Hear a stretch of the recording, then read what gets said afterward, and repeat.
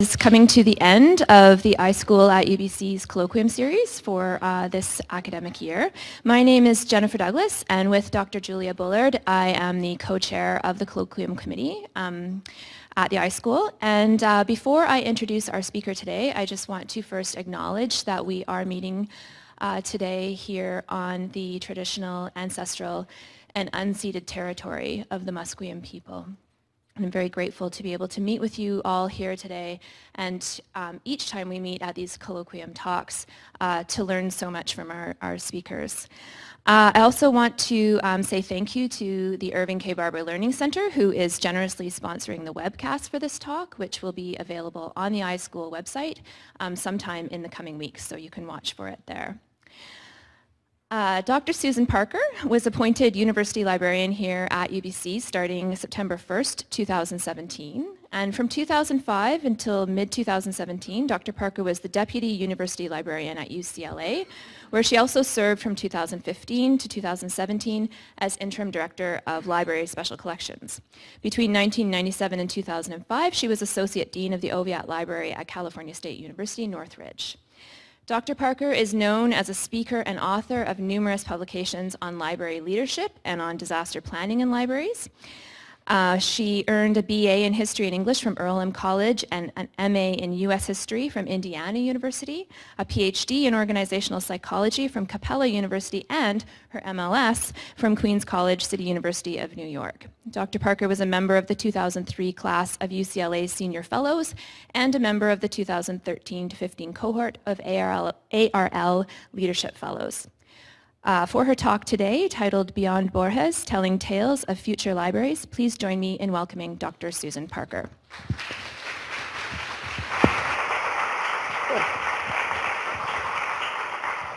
Thank you, Jennifer. I want to make sure that, because you can't, the speakers are facing you, so I want to make sure you can hear. It sounds like it's good. In 1941, well, before I begin, the comments that I'm about to make are inspired primarily by libraries, and I realize that not everyone here is focused on that as a study or a practice, so a lot of it applies also to archives, but I just wanted to say that I'm mainly focusing on libraries. And returning back to 1941, in 1941, the author Jorge Luis Borges produced The Library of Babel. It's a short story that depicts a vision of the universe called the library. This library is an arrangement of an infinite number of hexagonal rooms or galleries, each organized in the exact same way. 5 bookshelves on each of the 4 walls of the hexagon. The other 2 walls contain openings to identical galleries, and they have a spiral staircase going up in each vestibule and across to hexagonal rooms nearby. There's also a mirror in each vestibule, amplifying this infinite effect. The height of the bookshelves from floor to ceiling was, as the story says, hardly greater than the height of a normal librarian. 2 bulbs per each hexagonal chamber are always lit, but they put forth insufficient light. Each bookshelf has 32 books identical to one another in format. Each book contains 410 pages. Each page has 40 lines. Each line contains approximately 80 letters in black. The letters on the cover of each book do not correspond with any of the content. The librarian narrator posits some axioms regarding the library. First, that the library has existed for all time, hence it must be the work of the divine. Second, in all of the books in the library, only 25 orthographic symbols are used. These are 22 letters of the alphabet plus the space, the period, and the comma. There are no 2 identical books in the library, and the library contains all books. There are librarians traveling within this universe. The librarian narrator describes the ceaseless efforts of librarians to make meaning of this library, first by attempting to decipher the seemingly random order of letters in the books. All hope to find a universal catalog of the library, or a true catalog. Librarians would go on pilgrimages in search of meaning, the future, vindication, prophecy, some went mad searching for books that would reveal the profound truths of the universe or humankind. There was a religious fervor that generated certain sects of believers, while many librarians carried the hope of finding the order and the meaning of the universe. Others succumbed to the depression that came from the realization that while some hexagon did contain a precious book with infinite information, it must be forever out of reach. Their sadness was unbearable. One blasphemous sect proposed that searches be discontinued and that all men shuffle letters and symbols until those canonical books, through some improbable stroke of chance, had been constructed. Others thought the first thing to do was to eliminate all the worthless books, and millions were destroyed during that time. The realization then came that the size of the library was such that any reduction by human hands would be infinitesimal, but also that each book is unique and irreplaceable, and that the infinite and total library has, by definition, several 100,000 imperfect or partial facsimiles. A belief developed that in some hexagonal area there must be a book that is at once a cipher, a code key, and a perfect compendium of all books. The librarian that has examined this book would probably be a god. Hundreds of years were lost in this searching.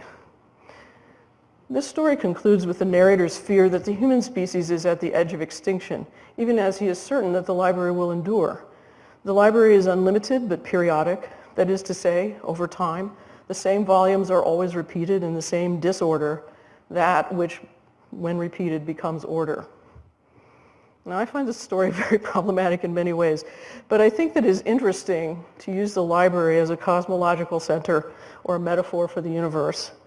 Certainly, the ceaseless searching for order and meaning is a human condition, and the effort of writing books is pursued primarily as a way of knowing or trying to know.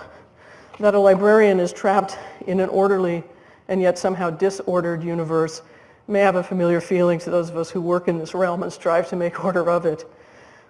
We know from Borges' Library of Babel that an ordered system with bounded rules and axioms can still be a system in which what is retrieved is gibberish.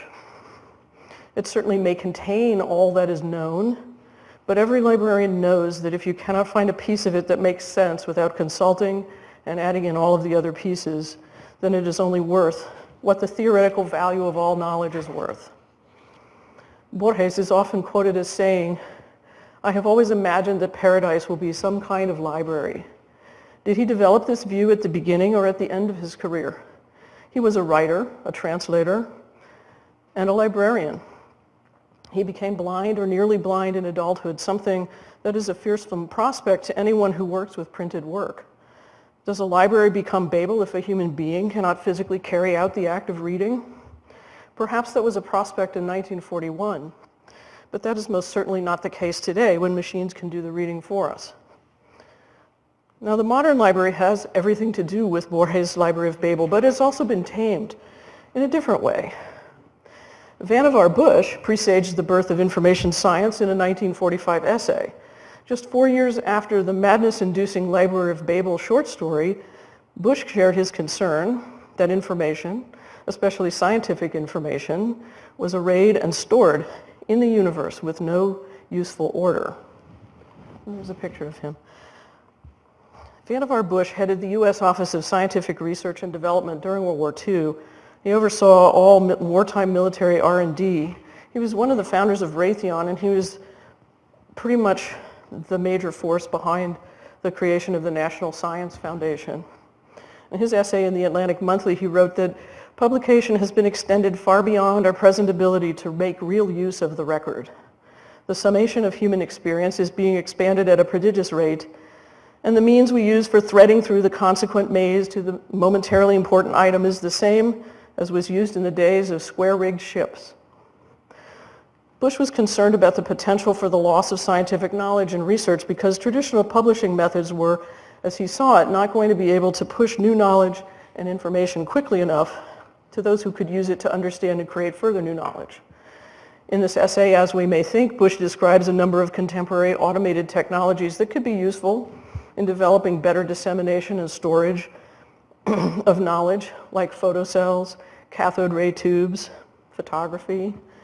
He considered microphotography, not just microfilm or microfiche, but a thinner film so thin that the entire Encyclopedia Britannica could be reduced to the volume of a matchbox, or the library of 1 million volumes could fit on the end of a desk.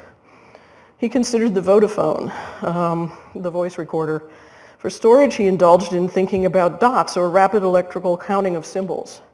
He described machines that would emerge within a few years of his writing. He said, the advanced arithmetical machines of the future will be electrical in nature, and they will perform at 100 times present speeds or more. They may be readily adapted for a wide variety of operations.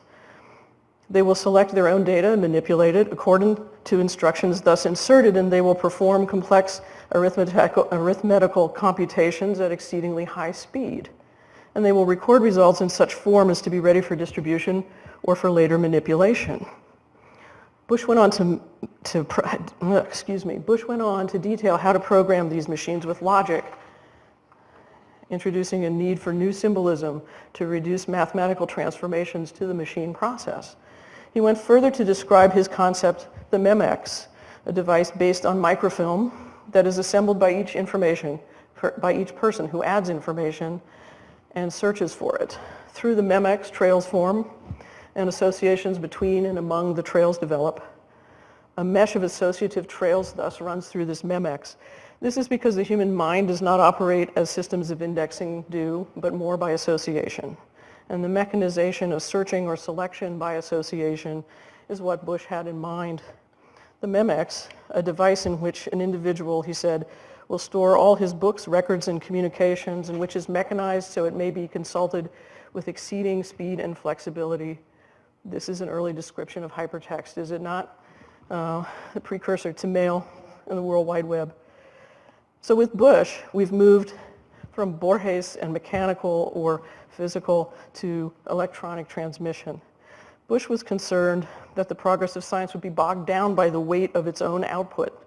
Civilization is complex enough, he thought, that humans must mechanize records or risk forgetting things that are not immediately at hand. So writing in the middle of the 20th century, two thinkers imagined indefinite possibilities for modern libraries in information science. Very different ways. They offer early and alternate portraits of what we think of as the information society. Borges offers a version of libraries with no automation.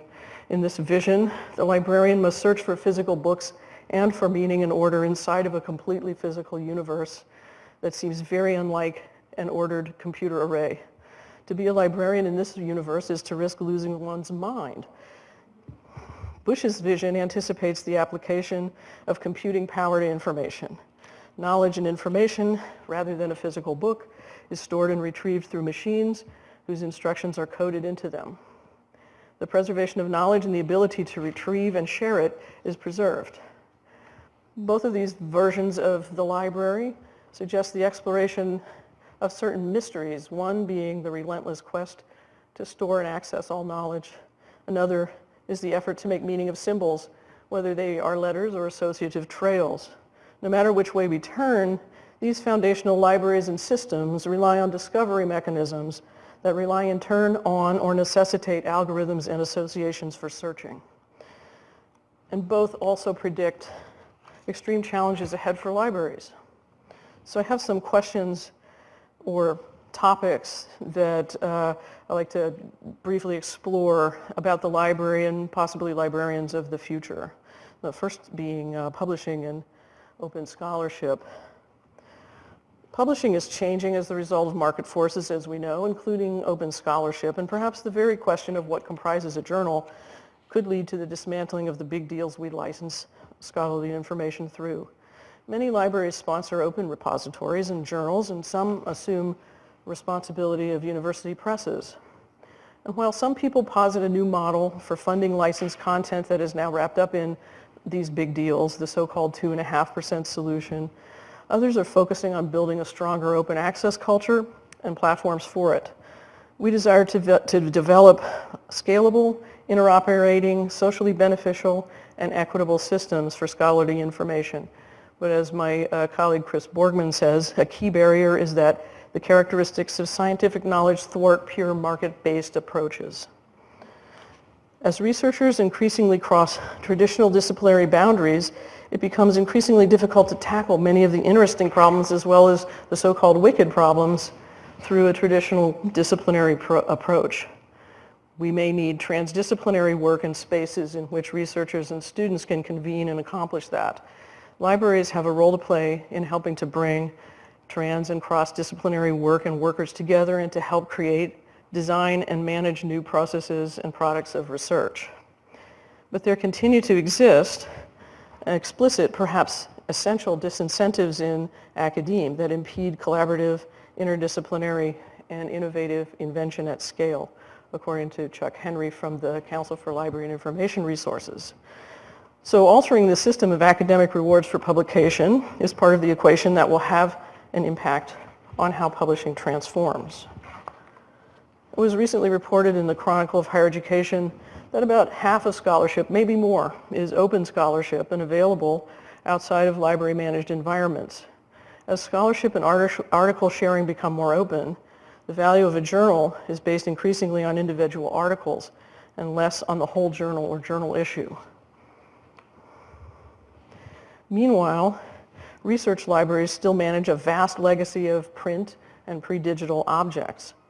Big research libraries are building networked collections to preserve copies and share the print legacy through local, regional, national, and even international collaborations.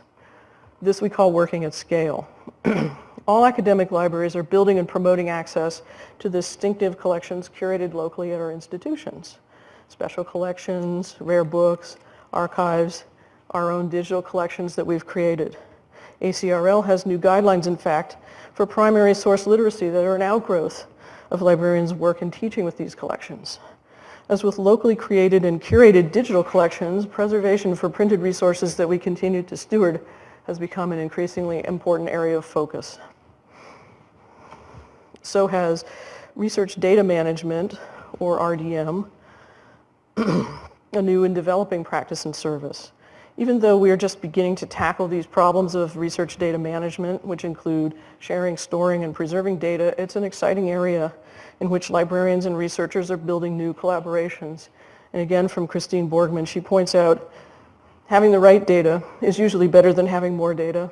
Little data can be just as valuable as big data, and in some cases, there are no data, because relevant data do not exist, cannot be found, or are not available. Moreover, data sharing is difficult. Incentives to do so are minimal, and data practices vary widely across disciplines.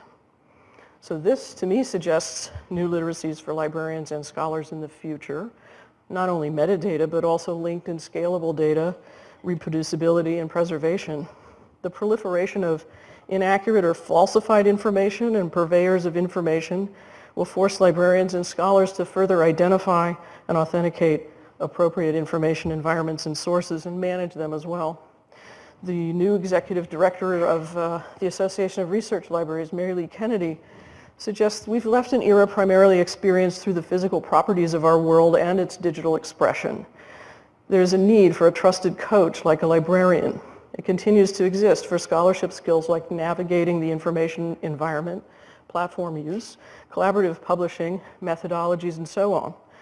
Just as these are new literacies about information for our users, they're new literacies for librarians and scholars as a result of engagement with tools and practices like data mining, data management, data integrity. Artificial intelligence, machine learning, and predictive analytics are already being used by researchers. Librarians are increasingly engaged in assisting institutions with validating publications for peer review, performance metrics, RDM, linked data, credentials, and preservation.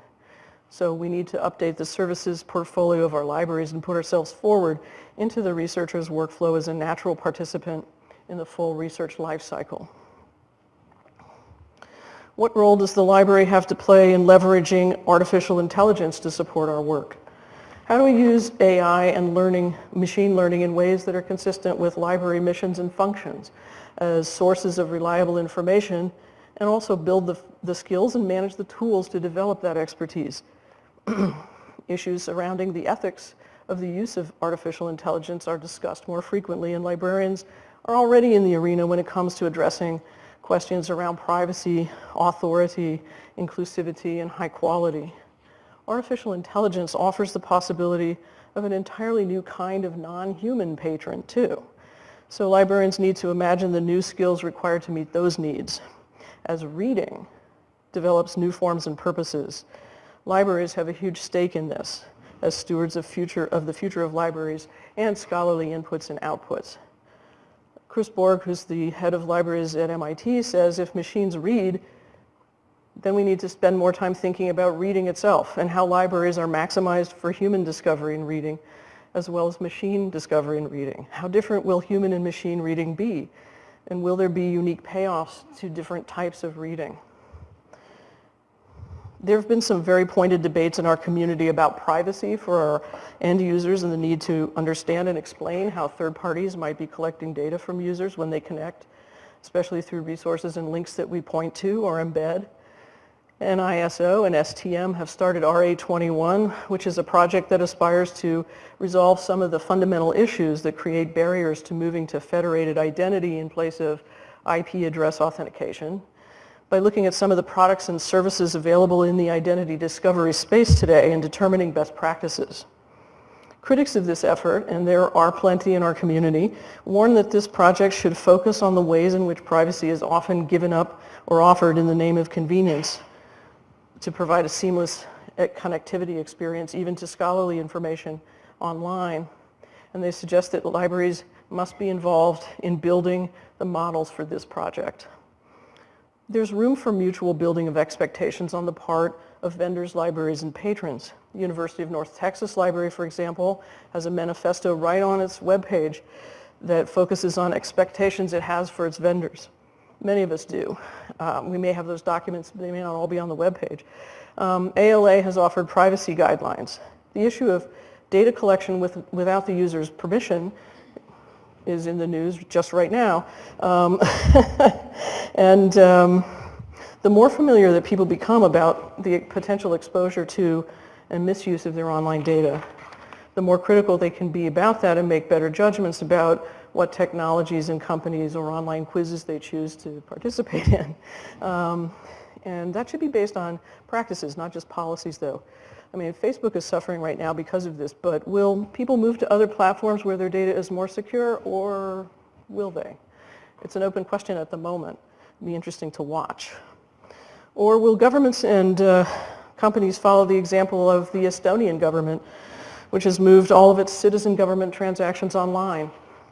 This requires a significant amount of well-earned trust, but certainly libraries have the opportunity to help educate people about the issues related to their online activity and the data it leaves behind, so they know whom to trust and how to maintain ownership over their own information. Teaching people how to manage their accounts and understanding what information is being collected are things that libraries can, do, and should teach as part of a greater digital literacy effort and media literacy effort. And citizens should be advised that when a company offers a service for free, it is most likely that you and your information are the product. Ethics is an area of increasing concern for librarians, too. While we've talked about the ethics of privacy, there are also issues like creating and detecting fake news, fake journals, even fake peer reviewers, and other malevolent uses of information. Misuses or misapplications of information are the most extreme ethical challenges when they come in the form of bias of algorithms. And it's in the librarian's wheelhouse to protect our patrons' data from unauthorized third-party uses, especially coming from our own vendors. Our capacity to keep up with potential misuse of technology is getting weaker, though, as technology is advancing more rapidly and the creators of technology seem to refuse to accept responsibility for helping to guide or point the way toward its ethical use. Even when we have laws in place, technology changes the environment in which they are applied. Fair dealing and copyright laws are just one example. But what should the laws be related to social media? Third-party data mining, privacy, consent, ownership of personal data, drones, self-driving cars, it goes on and on and on. Over the course of my own career in libraries, computers have always been present. What we have been able to accomplish with computers over the last 40 or so years in libraries is nothing more than astonishing. My first significant experience with computers involved learning a complex searching structure so I could input it via a terminal in a law office in Manhattan that was hardwired to a computer in Minneapolis. That was LexisNexis, and I'm going to test to see how old you are. Yeah, right. There it is. That's the very machine.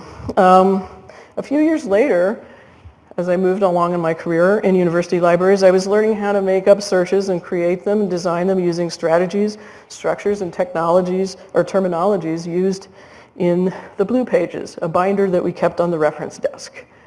That's probably also the same hand, right? Oh, and there's another hand. This would let me search dialogue, which is a computer gateway accessing hundreds of databases.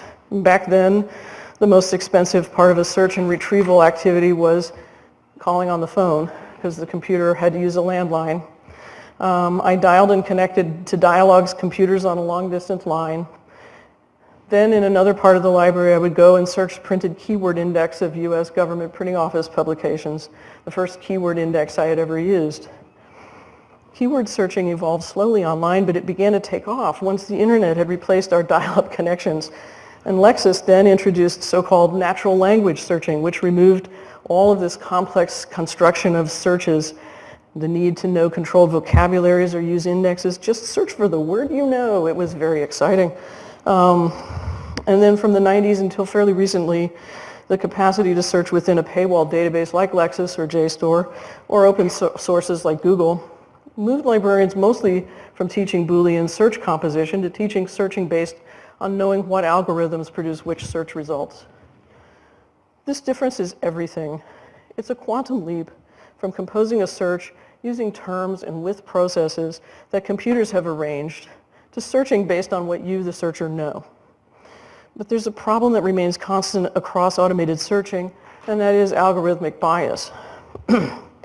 Safia Noble's book that's just recently come out about this points out that when people use search engines rather than a librarian or a teacher, they risk exposure to a lot of content that's targeted for them in ways that are different from what they may think. And colonialist and racist bias in search engines is easily identified. She uses a very good example of just typing in women or black girls, and what comes up first back in the search is porn, just in a regular search engine. Academic libraries are teaching students how to find and search in environments where algorithms don't return websites that are solely based on advertising. So these are library curated environments. And so a whole range of digital literacies from safe searching to the ethics of using information is now in the environment and in the landscape. But within our curated environments, we need to make sure that people understand the difference between that and sort of the wild, wild internet. The value of knowledge is in finding and sharing it. Algorithms may be making it easier to find information and find even knowledge and scholarship, but they paper over the complexities of our biased world. Algorithms themselves are frameworks for thinking about subjects, and algorithms can only search knowledge that is actually represented in a database. All knowledge is represented in a search engine or a database is itself a colonialist assumption, because there's a lot of misunderstanding about how or even whether libraries, museums, and archives are preserving something like First Nations cultural heritage. Memory institutions are part of colonization. Recently, Nathan Sentence wrote, "My ancestors are in memory institutions, but their voices are missing from the words written, the art created, and the cultural objects taken. All of their cultural knowledge and history is recorded and interpreted through the colonizer's lens. We are part of a memory conveyed by galleries, libraries, archives, and museums, but we have had no say or agency in the construction of it. This is because in the past, collaboration with the community was not a characteristic of memory institutions, including libraries. We have issues in our profession about diversity and representation within our collections. New collaborations with originators and owners of knowledge, and an example is at MOA right now, an exhibit called Culture at the Center. It offers insight into the important work that Indigenous-run cultural centers and museums in British Columbia are doing, and that honors, supports, and conveys their culture, history, and language. The biased nature of algorithms and search natures is mainly related to their purpose, which is advertising and swaying opinion. For some time, librarians have been teaching our students about the algorithms that go into the models of search engines that are based on advertising revenue. Algorithms are part of the environment of information, but search engines tend to further promote built-in biases such as who is represented of the information available, who has access, and what do they even find when they search. Search engines themselves then are tools of colonialism and products of a majority colonial worldview, and what should lie ahead is sharing and collaboration with those who are marginalized or absent from those histories or those pieces of information. There's an even wider conversation going on right now at the existential heart of librarian discourse on our profession. This is the so-called Neutrality Debate, in which libraries are portrayed to be neutral or not neutral. There was a debate, there's a slide there from the ALA midwinter conference last month in which two people on each side argued or debated whether libraries could be neutral. Can they be neutral? It's a really difficult question to answer in the form of a debate, is what was concluded after the debate. So it's easier to talk about what we do or what we can do. When we share our excitement with everyone about who we are, what we do, and we include representation broadly in our collections and services, then we make it clear that we want and we need that representation in our profession as well. We have value statements from our professional associations covering this, but I particularly like the list of 11 core values for archives that was offered last month at UBC's own Student ACA conference, and there's a photo of some folks smiling away there. Rand Jimerson outlined 11 characteristics or values that I like very much. Access and use, accountability, advocacy, diversity, history and memory, preservation, professionalism, responsible custody, selection, service, and social responsibility. We need to update our values. Before we can invite everyone in with genuine credibility, we need to amplify our work to make some changes in our own work settings and make them hospitable for all, including those of us who work here as well as for those who seek our resources and expertise. Research shows that what works down to break stereotypes down is to publicly vouch for the people that you work with, who are members of marginalized groups. Speaking up or vouching for those you work with means that you talk up their accomplishments and skills, and you use your own privilege to vouch for them. So the last section is my thoughts on running away from Babel into the future. Future libraries and the future of libraries hinges on collaborative efforts among librarians and archivists, information scientists, and other scholars. And perhaps it is time to insist that it is not only the academy that has the responsibility to remake the playing field for knowledge sharing and access. Perhaps it's a broader public responsibility too. What of the work librarians and libraries can do right now? With all these problems, issues, and contended spaces, what I take away from thinking about Borges' Library of Babel is a very important future indeed for libraries, academic and otherwise, to provide experiences that are useful and productive, to provide environments, physical and virtual, where all are welcome and represented. The library experience can be pleasant and meaningful, especially if we pay more attention and put more effort into designing user experiences that help us reduce barriers. The librarians in the Library of Babel were all male. They did not serve a larger community, but they looked inward in order to pursue perfection and order rather than knowledge. They did so at the expense of community. They focused on the past or the past/present and had little appetite or evidence for the future. Their universe was their physical library surrounding. This horribly warped setting of treacherous containers is a universe that gives us very little except a riddle that cannot be solved, an answer that cannot be seen. And whatever issues and problems we face, libraries have been doing that for a long time, finding ways to adapt as institutions as well as people who form institutions. In facing the future, we should seek discomfort, examine intersections, get personal, and be skeptical, but also to be open. Fortunately, we are not bound by necessity of constant examination or a constant existential examination as the librarians of Babel. We have chosen our own terms for self-examination, however, and librarians have begun to build a body of critical librarianship that is lifting us into a new era, I think, one where academic libraries are again deepening engagement with scholars and building platforms and relationships to expand the pathways of creation, discovery, learning, and dialogue.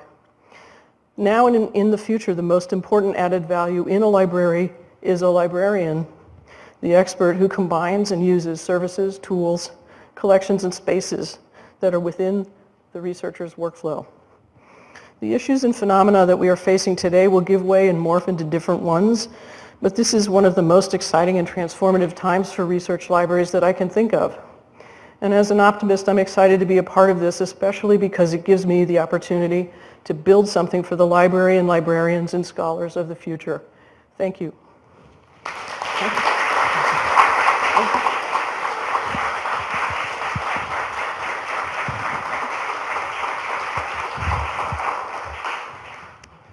Thank you very much. We have a fair amount of time for questions, so I will open it. You were exactly the time that you said you were going to. Awesome. Yeah. So I'll open it to the floor for any questions.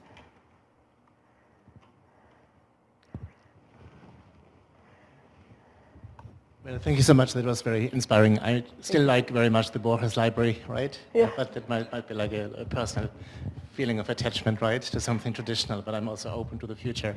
Wonderful. So I'm just wondering, there was quite a bit of coverage, don't remember where I read it, about predator journals. So thousands of journals that cater to certain parts of the knowledge community. What do libraries do about those journals? Because they might still contain a bit of that universe of knowledge, but also they are or will be artifacts that will be testament to a certain market or so of information creation in the 21st century. So what is the position of libraries to those journals? Well, everyone heard the question about predatory journals. People continue to sustain a list of predatory journals that was started by a librarian in Colorado, Jeffrey Beal, and he shut down his list because he believed that his employer and others were basically forcing him to do that. Others, including Ulrichs, have taken this up and are trying to keep up with it, and it's kind of a Sisyphean task. So I think that that's part of the effort that we put forward when we educate people about the authenticity of resources, but also for people who are rising scholars or even existing faculty members, that we make them aware that they may be contacted by people who are representing journals of that sort, and make sure that we teach them to talk with colleagues or department chairs, whoever, first before they just commit in their excitement to, yay, getting published. I think that's it. It's just sort of like we've never had to, in the past we had to go like, gee, I hope, such and such journal accepts my work. Now it's just like, oh, I hope that the work that has been accepted isn't being published in something that's, not the right thing, not even legitimate. So, it's a big piece of education. I was happy when I talked to one of the deans of the faculty of forestry, in fact, who told me that it's one of the biggest problems that his newer faculty are coming to him with. So I think working directly with faculties as well as with students on this issue and making sure that people understand that it's an evolving issue and it keeps taking a different form. It's like one day it's like, crank calls for one thing and then it's another thing. So it shifts and moves, but it's still out there and it's probably here to stay in some form. The problem that we have, I think, is identifying what items we actually have in our collections that might belong to those things, and making sure that people are aware that those are probably in our collections anyway. Yeah.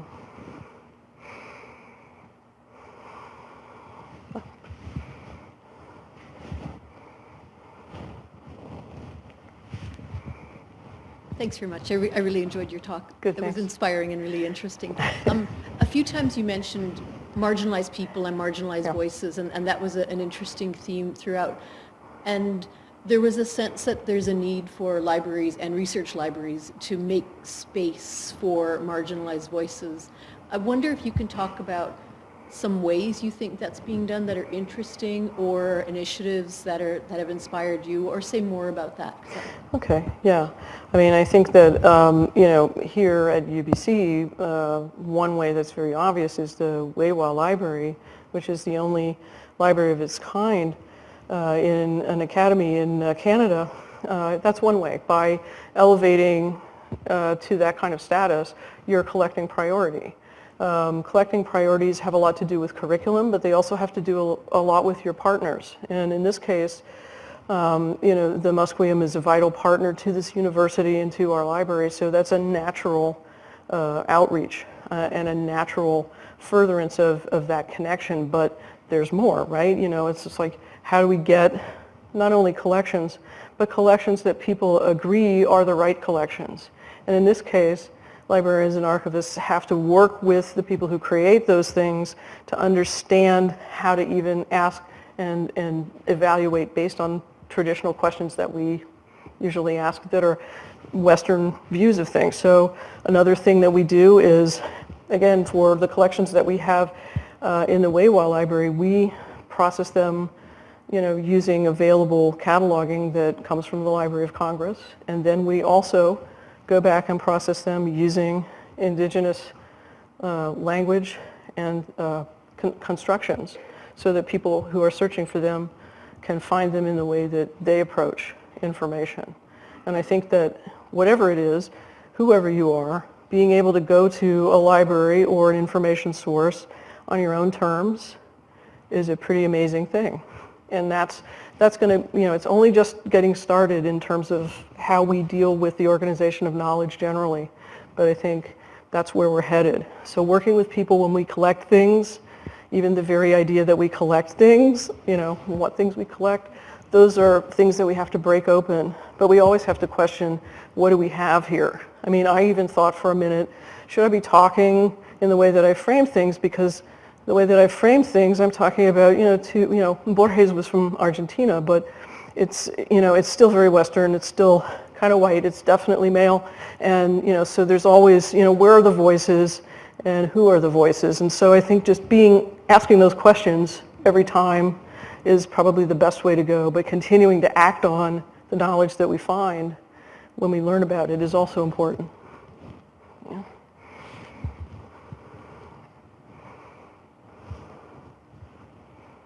Oh, sorry. Yeah. Hey, thanks for coming. This is great. Thanks. I was wondering, so I think most folks in this room feel like pretty jazzed about all the stuff you're talking about because it's relevant to us. It's our field. It's our career, hopefully someday when I graduate. I hope so. Yeah, but I was wondering, how do you think we can get buy-in from folks who aren't in LIS to see this future and work towards it with us? Because I think that's a tricky thing. I don't see a lot, and maybe it's just because of where I am in my someday career, that I don't see a lot of outreach between libraries and everyone else.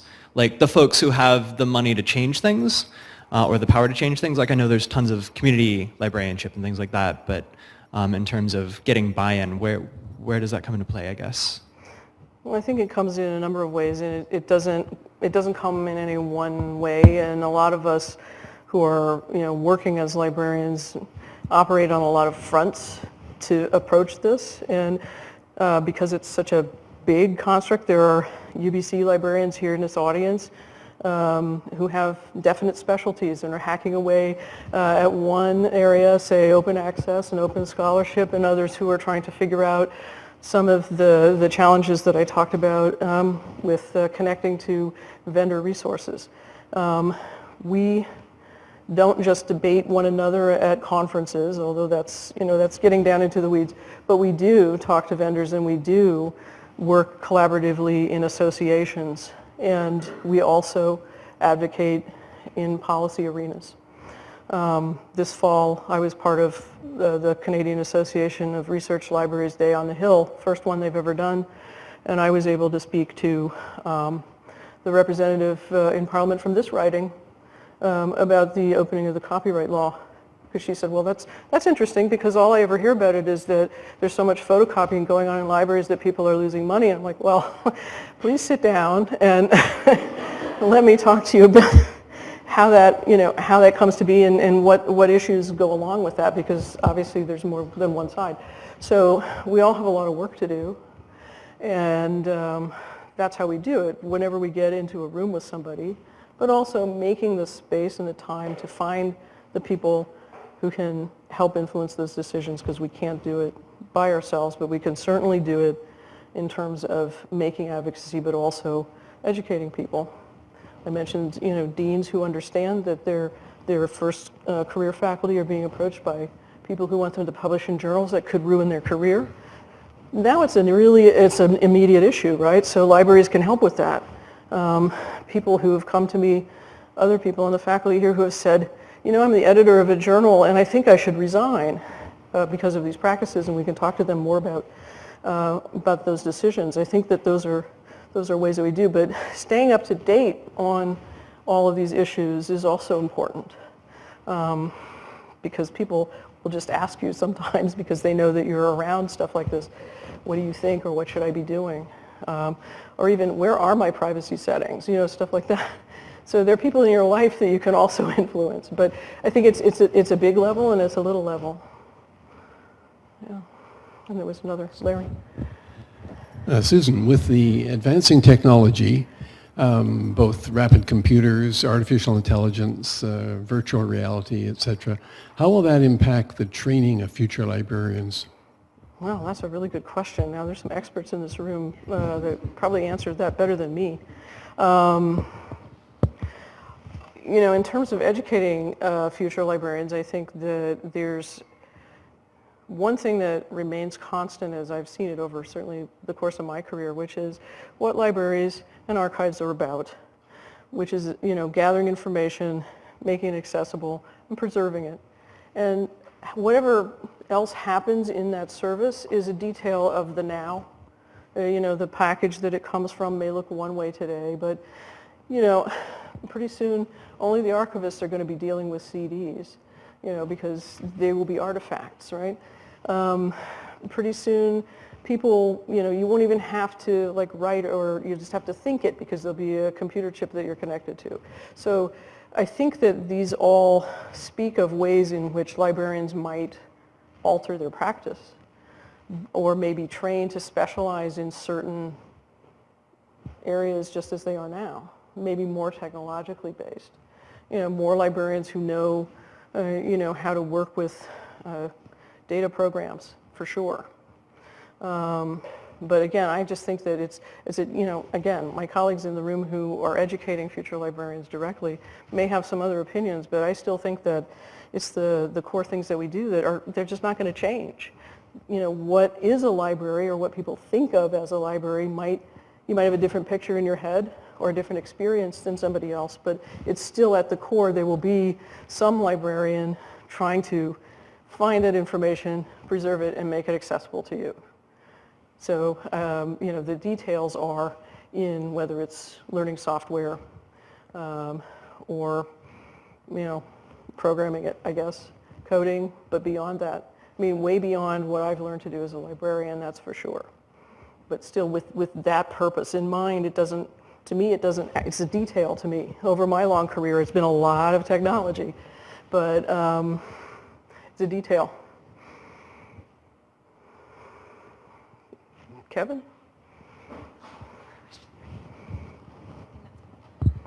Thank you very much for the talk. Sure. You could probably see this question coming from the acting head of the Art and Architecture Library, but certain language was used, the word legacy, along with technology. And I couldn't help but get a sense of a proposition in terms of what future libraries will look like. Mm-hmm. However, I would problematize that and ask you your opinion in relation to technology is often perceived as having one consequence. And that's where the word legacy comes in, because legacy is often linked to collections. And the same technology which can produce what you've talked about can also produce something else, which is a situation I faced at the Museum of Modern Art, where every 2 to 3 days we would receive at least 4 boxes, large boxes, of small press material, because that same technology which can eradicate the print, can also produce it. And under the constraints of, well, for the Museum of Modern Art, it was business, that every artist needed a monograph to propose into the market who they were and what they're about. But there are other forces too impelling print, i.e. say zines and the exchange of information between some of the communities you were talking about. Yep. That these types of objects, physical objects, still offer a means of information transference. So I would ask you to problematize what you're proposing in terms of there are still social forces, whether they be business or otherwise, still taking advantage of this new possibility with technology to do something very, very traditional, which is to produce the print object. And where in the development of this future library is there room for potentially what we would call very traditional activities, because most of these small presses don't come with marked records. They still require catalogers, and they still require preservation, and I wouldn't call them legacy, because there's a difference between a print object that's been produced back in 1940 as opposed to something that's come in the door that was just produced last week. Can you talk a bit about that in relation to the future?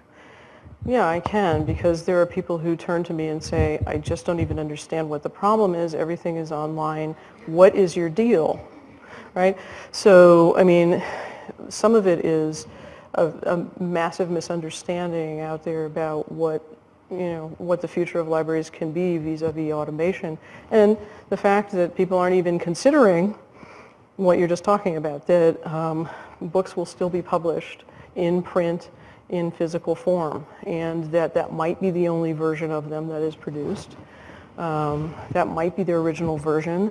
I am not even clear that we will be able to, I don't know what massively huge distant future year it will be when every single thing that was originated in print has become digitized. That is, hard to imagine in and of itself, right? So libraries will continue to collect the information that I talked about, and if that's the form that it comes in and it supports what the library's collecting policies are, then probably the library is going to continue to collect those things that you're talking about, even if they are completely produced by a computer. That's the thing. That's the great thing about computers, right? That it allows you to live in the now, but you can also continue to produce things in a traditional format if that's appropriate or meaningful. And if that's appropriate and meaningful as a form of something to be studied, then libraries are going to collect it.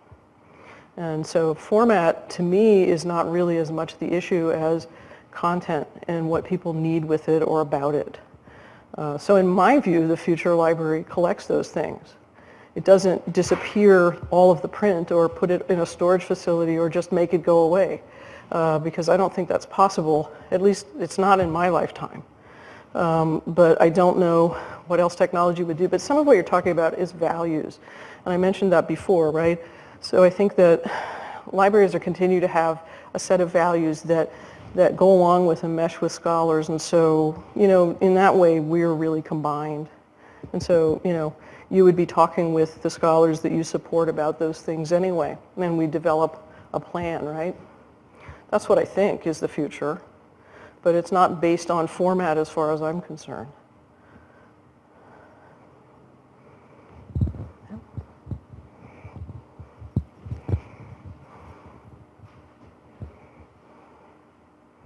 Any other questions? I wonder, with respect to that last question, how do you also teach the value then of the physical object too? Because I know we have students sometimes who will say, well, that isn't available online, but it's available in Kerner, which isn't very far away. I know. Yes. Yeah, I know. Just in preparing this talk, I came across a book that I needed to go get, and it was in Kerner. And so I actually confess that I waited until I had to go over there for some other reason and combined the trips. But in all fairness, that's what I do whenever I have errands anyway. and it was in fact the volume that contains Borges' essay. But yeah, in fact, and the essay that Borges wrote that I talked about is available in many different reproductions online, but I wanted to actually see the book that it was produced in, just to make sure that I had it right, and that I knew what the page numbers were when I cited it. But I think that that's an important thing. It's like whether people regard a book as an artifact or a tool or a container. We have to talk about the problems that exist in organizing and storing knowledge. And I think that's a fundamental thing. When students say, oh, I'm not going to go over there and get that book, then I say, like, well, it's kind of interesting that you would eliminate it as important just because of the container that it's in. And, you know, libraries are working with Google. You know, HathiTrust is a great example of, yes, we'll continue to try to convert things that were printed into digital formats. It's going to take forever. So eventually, that book will be digitized, but then there's that copyright, that fair dealing issue, right? So you may not be able to see the part of it that you want online. Furthermore, scholars, there's a reason for us to keep the things that we have, or at least for research libraries to keep them, because you do need the artifact. I've worked with lots of scholars who love the fact that they in their classes can study a text that's been digitized online, but they all in the end want to come and see the original text. And there's value in that, and it's important. But in terms of the convenience of, you know, going to school and trying to write a paper, you're going to still have that, oh God, I got to go to Kerner feeling. And that's part of being, if you want to go to a small college where there's only one library, then you won't have that experience. But I think it's part of us teaching people that information is really big. And over the course of time, you know, printing was king for many centuries. But it doesn't mean that anything that was printed is not important, whether it's a newspaper or a book. So the value of what you're looking at may not be the first lesson that students have to learn, but they have to learn it before they leave college. And eventually they have to go to Kerner, which I think is also a good thing. You should, you know, you go to a big university, you should go to more than one of the libraries also. It's kind of cool.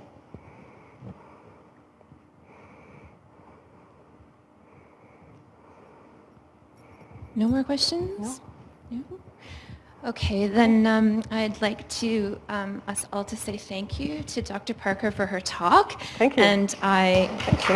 will shake your hand too, but I wanted to give you the iSchool umbrella. Perfect. Yes. Thank you.